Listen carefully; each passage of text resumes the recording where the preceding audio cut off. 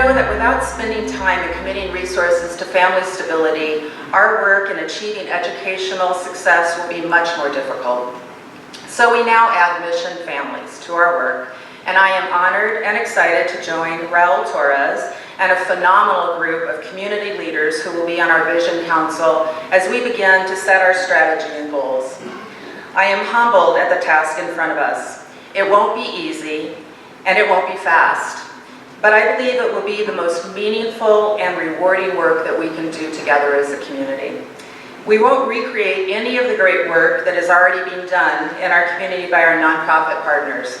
Instead, it is our hope to bring together as many stakeholders and experts in this area so that we can help to organize, facilitate, and fund the work for the best possible efficiencies, transparency, accountability, shared goal setting, and success. And that's what Mission Families is all about.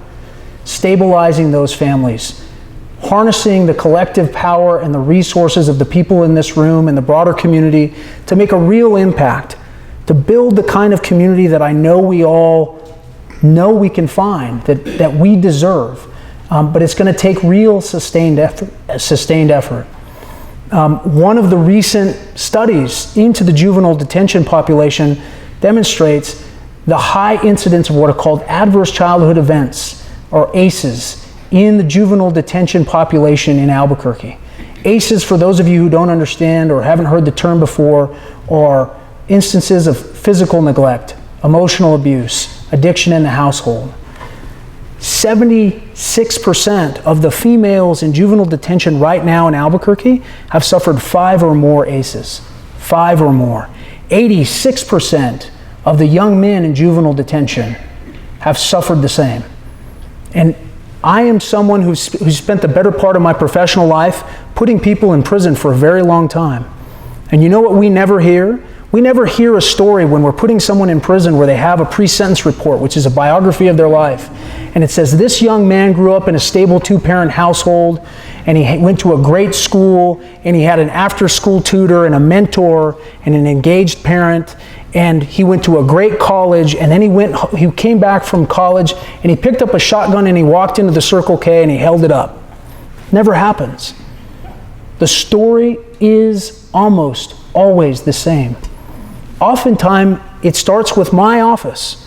I take a sledgehammer to a family when I incarcerate their parent. And mom's trying to hold it together, or grandma's trying to hold it together, or an aunt is trying to do the best she can, working 1 or 2 jobs, and there's no one there to help her pick up the pieces. There's no one there to help her step in and fill in the gaps. And first of all, he starts to struggle in school, and then he gets suspended, and then he gets expelled, and then he's in a gang, and then he picks up an addiction, and he starts to replace that family with a family on the street.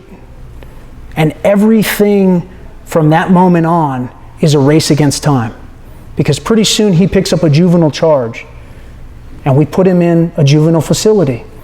And when he comes out, we do almost nothing as a community to treat him, to help him, to show him hope, to give him a hand in a different path.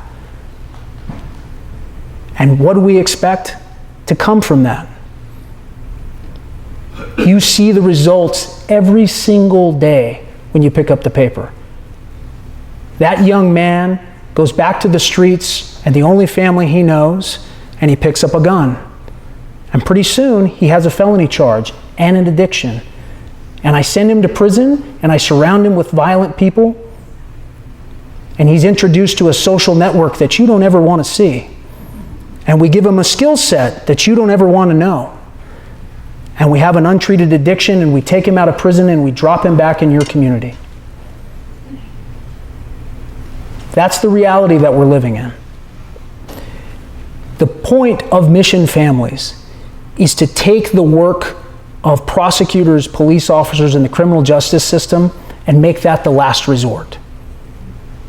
How many lives could be saved? How much money could be saved?